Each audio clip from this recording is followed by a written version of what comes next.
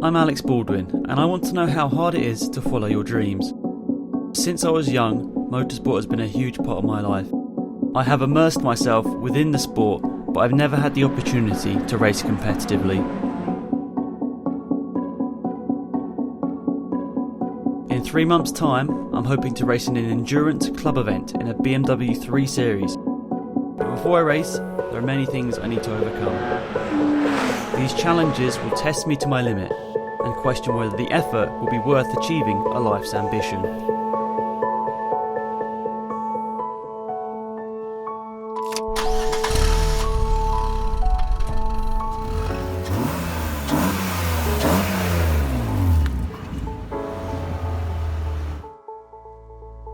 I remember back in primary school, my dad got me into motorsport by showing me stuff like Formula 1 on TV.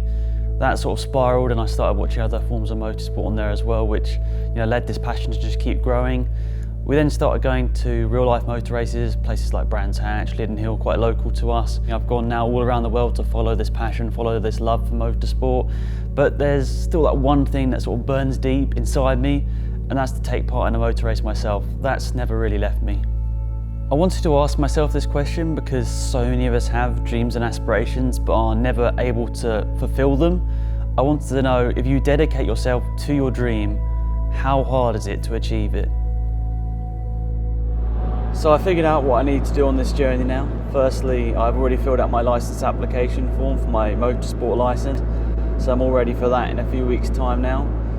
Then I'll need to work on the budget, understand how much money we're going to need for this whole thing, and hopefully maybe put together a bit of a fundraiser to sort that all out.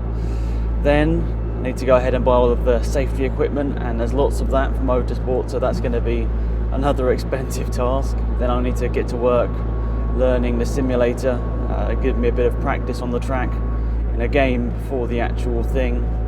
And today we're on the road to go and meet Abby Pulling. She's a racing driver who's going to give us a little bit of information about how important fitness in motorsport actually is. So how did you get into motorsport? Well, I got into motorsport through my dad. He used to race stock rods, oval racing in the dirt. And I used to go along to that when I was like 3, and then he started racing motorbikes. And I went along to that again, long circuit, so yeah. How would you find like motorsport outside the driving? Because there's a lot of behind the scenes stuff, isn't there? Yeah, you have to keep your nutrition and fitness and everything as well as you can. So how much should I be focusing on fitness before my first race? Well, so fitness is really important because it just keeps you mentally focused and it gets you prepared. It depends what level you're at. You always want to be kind of working towards the level above. So what do you think I should be focusing on as like a rookie driver? Like, what's the first thing I should be training? I think just stamina. Stamina is really important in any kind of racing. You don't want to be getting worn out by the end of the weekend or anything. You need to keep on top of that. And I guess your arms as well. You don't want your arms getting achy towards the end of the weekend.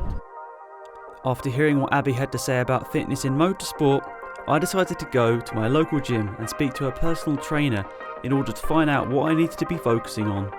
I spoke to Craig, who took me through a number of unique tests, which allowed me to understand what areas of the body I needed to train before my first motor race. He set me a number of aims before this race. Firstly, to lose 2 kilograms, and then to train my upper body strength, focusing on my neck and my arms.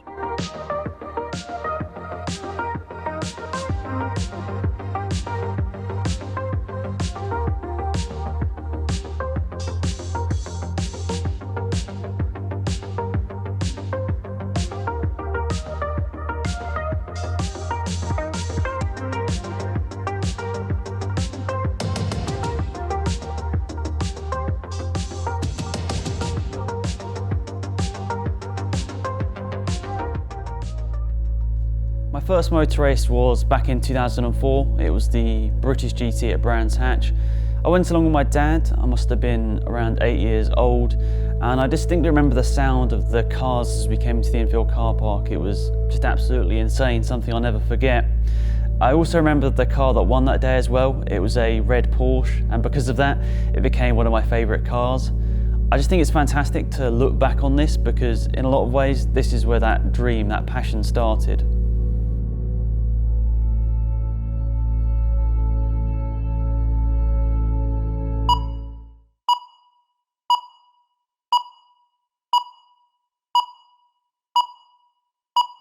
One of the biggest problems with motorsport is its cost.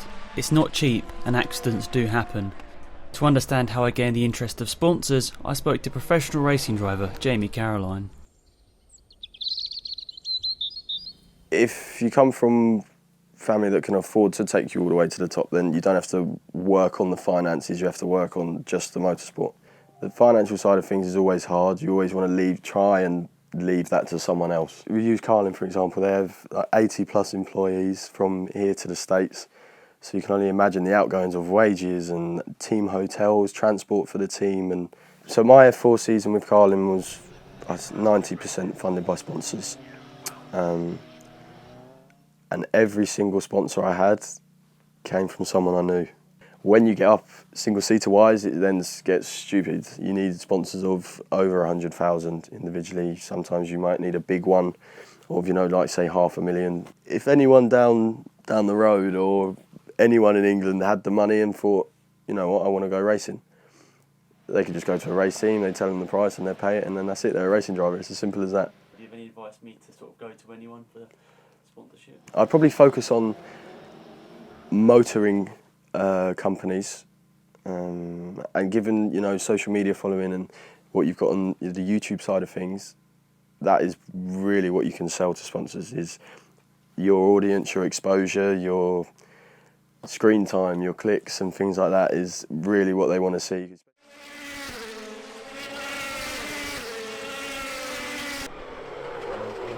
I've taken on board Jamie's advice and worked out how much this is actually going to cost. Our total is £4,000. Factoring in money from sponsors and personal contributions, we're still £800 short. To help us reach this goal, I've set up an online fundraiser and we only have 1 month to reach our target. If we don't obtain that, the dream is over. But that's the reality of motorsport. No money, no race.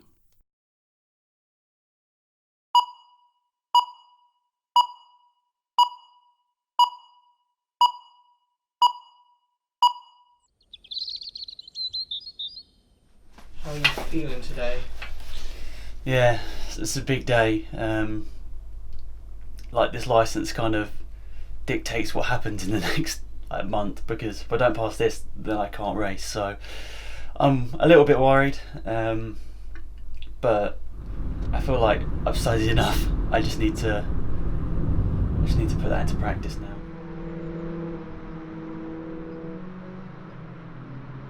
My racing licence is split into a written and practical test in the car, during which an instructor will guide and assess my ability to safely and consistently drive around the circuit.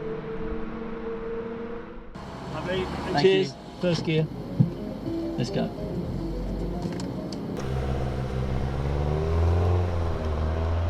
That's it, well done. That's the first bit. You just drive. Only worry what you're doing. Okay, yeah. Relax. Yeah. Now accelerate. Okay, that's it. Let it go out. I told you it's slippery. Yeah. Are you learning anything? I definitely am. Learning a lot. Straighten up.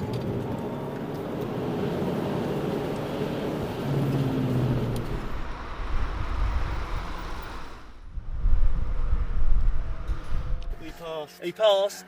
Good stuff. I'm not gonna lie, I was really worried going into that, because there is just so many things that could go wrong, and once you get out on track, that's the nervous bit.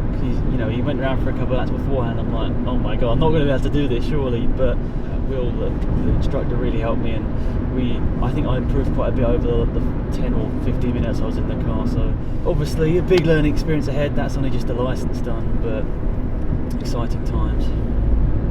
Relieved. I remember a couple of years ago I started sort of emailing people to try and get this dream going again.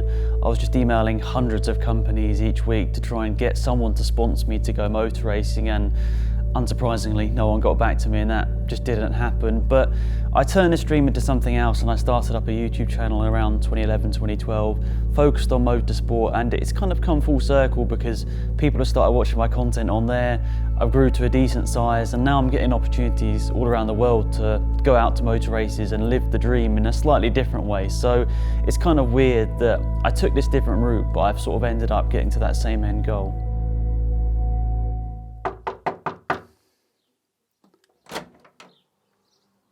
Cheers, mate. This is honestly one of the coolest bits. My racing overalls have arrived. Full sponsors, all of them on there, which is fantastic. But I think also my name being on there brings it home. Like, this is actually going to happen.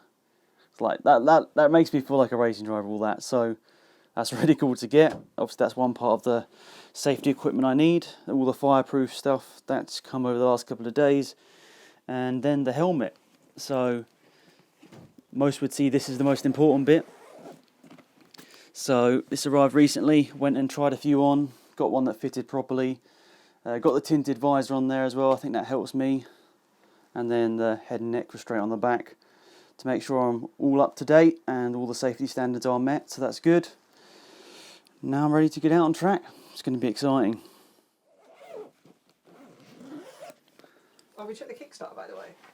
No, not recently. What's up? Wait, we did it? We got 800? Yeah. Yes. Well done. Ah, that feels so good. That's a weight lifted off our shoulders. At least we can race now.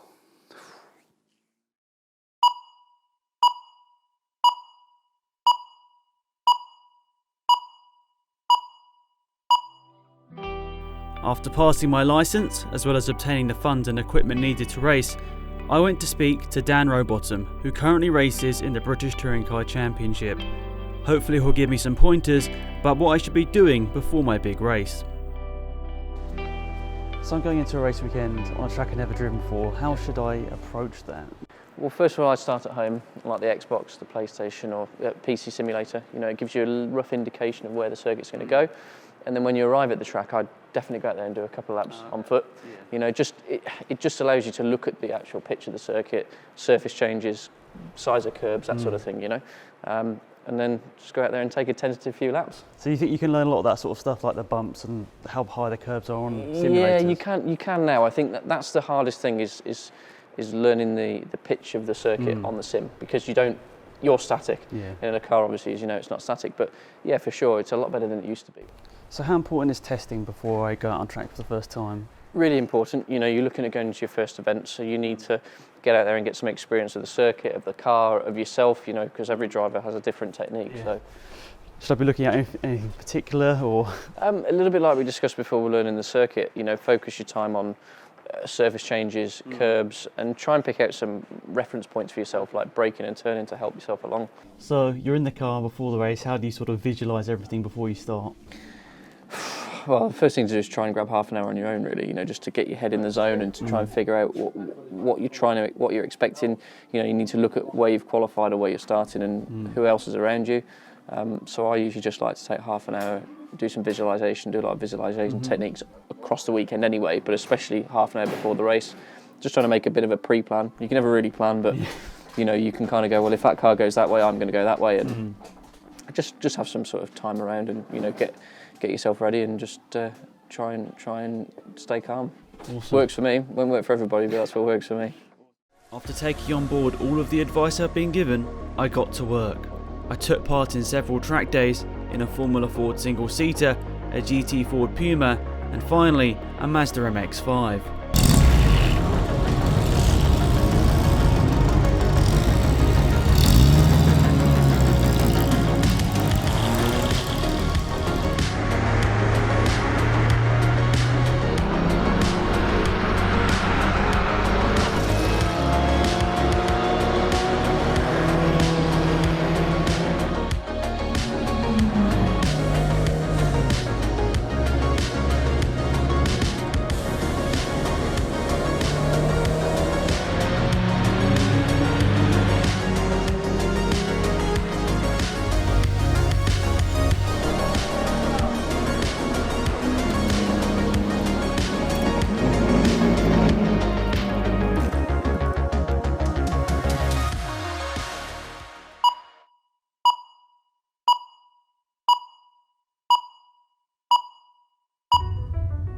As race day approaches, I'm heading to Donington Park so I can drive the BMW race car for the first time.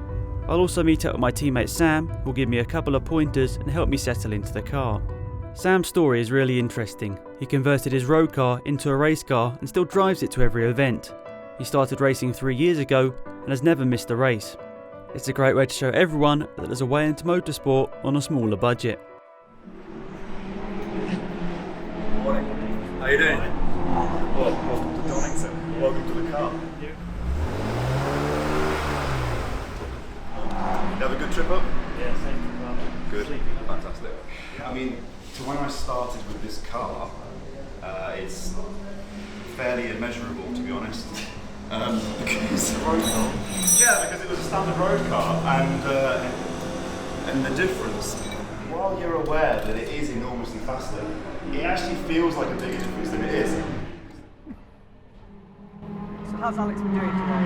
I'm actually really impressed. It's a funny thing. You say, oh yeah, you can come and drive my pride and joy, my racing car at alarming rates while I'm sat next to you, and you never really know what to expect. But actually, straight away, I felt like quite reassured. So that's what he's out there doing right now, I hope, and I'm going to jump in and see how he's getting on. But honestly, I've been really pleased so far.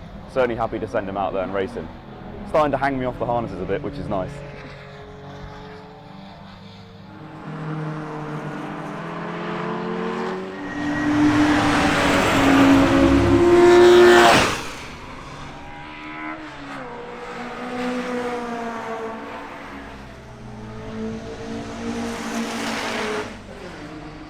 So what do you think? I'm really surprised. I mean, it felt like by the end of the day, I know I wasn't perfect, but it was really getting there. It's getting there, yeah, absolutely. That's the phrase I would use, it's getting there. I was really pleased because after sending out for 2 sessions on your own, the last hour or so, I haven't seen.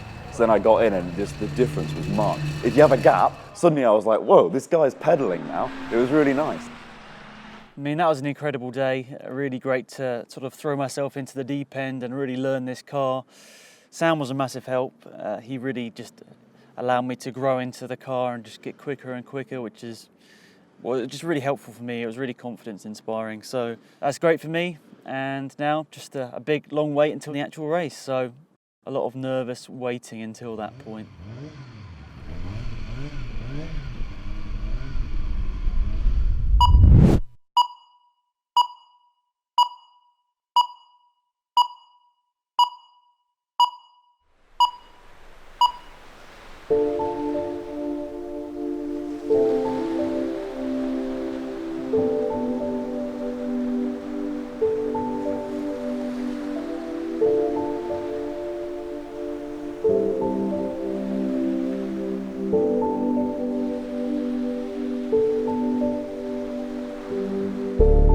I like to come up here from time to time as it allows me to clear my mind. It also allows me to think of ways that I can improve myself.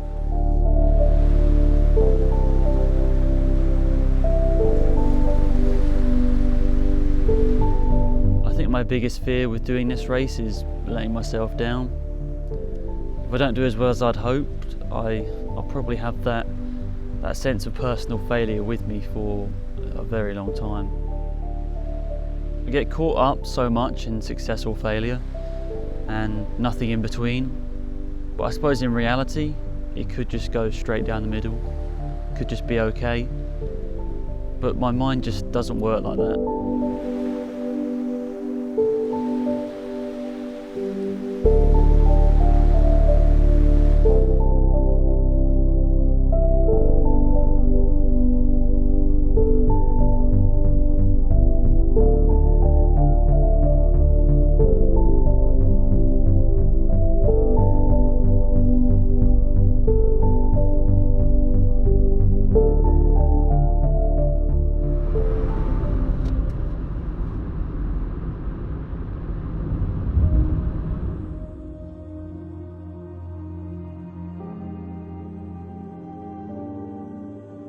How are you feeling about the big day?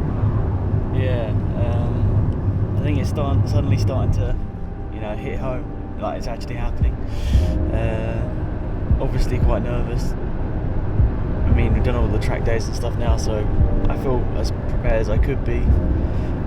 But obviously it's a totally different story once we get to the race, so probably need a bit of time to myself before the race just to focus, and then yeah.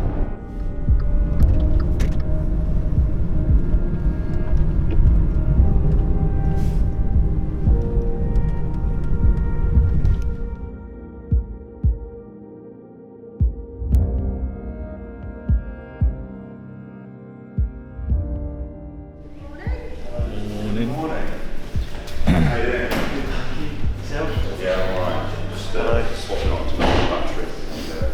Going to tie sweaty, but lots of time. Yes.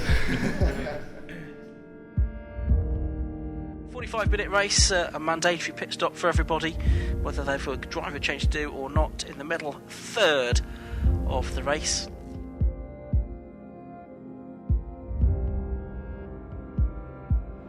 What is qualifying? Qualifying is a session we run in the morning where the cars go out in like a free practice kind of format, and the aim is to set the fastest lap time you can, fastest single lap, and that determines the grid order. So whoever's done the fastest starts at the front, pole position, and then the grid's decided by all the laps thereafter. So there's a big incentive to get as good a lap as you can. The further up you start, fewer cars you've got to pass to win. So how did qualifying go? Yeah, a bit of a crazy experience. It started in the rain, so that was quite exciting. I didn't really get a chance to push it just because I was just trying to get it around and do enough laps to qualify me. But yeah, once Sam got in the car, it was obviously rapid. How do you think you're going to approach the race? Do you have any ideas? I think Sam's going to do the first half of the race, so I've just got to focus on my lines, focus on my braking points. But hopefully by then it will be dry, so I know the lap time I can do, so it's just now to try and replicate that in the race. What do you think is going to be going through your mind when you line up on those grids? Well, when Sam hands over to me, obviously going to be a lot of adrenaline. I didn't sleep very well, so hopefully I won't be too tired. But no, I'll be fine. It won't be too dissimilar to what I've been doing so far. I've just got to focus. But yeah, really, really excited now. But yeah, just a bit of a nervous wait at this point. This is just a series though, as the red lights go out, the race gets underway.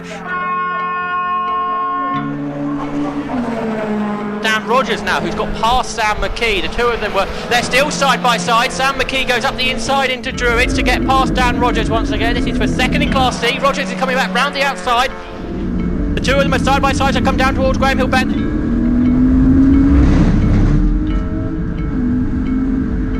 Sam McKee is into the pits. He was third in his category, wasn't he? And he's bringing the car in very slowly, so I'm not sure if there is a problem. But the tyre is not sitting straight at all. Something's wrong. I've damaged the car. It looks like Sam McKee's going to do repairs on this car, though, so his teammate can get back out. That'd be Alex Baldwin into his first race, but of course this will put them out of contention. It will prevent, I should say, his teammate Alex Baldwin making his racing debut. I really feel for Alex because it was 17, 18 minutes in and we were running really well. He was expected to get in the car for his debut and I've let him down, which is pretty devastating. Alex, I'm sorry we can't go. I'm really sorry, mate. This journey has been really incredible. Obviously got to meet so many fantastic people, got to drive this car with Sam, and just obviously a massive shame that a cheap component was the bit that let us down at the end of the day. But I come away with this with so many great experiences, so many people have helped me out, and I'm never going to forget this whole journey. So yeah, obviously not quite the way we wanted it to end, but I'm just so happy that we went on this journey, and I'm 99% closer to achieving my dream now, but not quite there yet. But the chase goes on.